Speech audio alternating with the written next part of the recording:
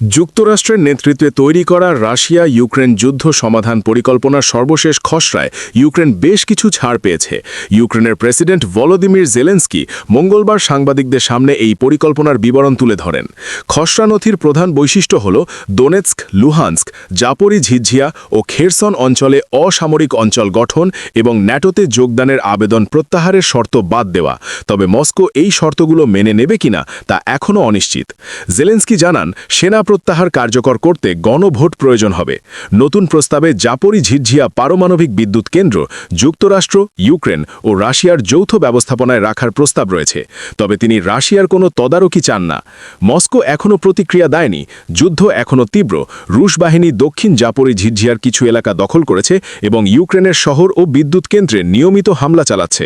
রাশিয়ার অভ্যন্তরীণ জরিপে দেখা গেছে, রুশ নাগরিকদের মধ্যে 2026 সালে যুদ্ধ শেষ হওয়ার বিষয়ে ইতিবাচক মনোভাব তৈরি হয়েছে।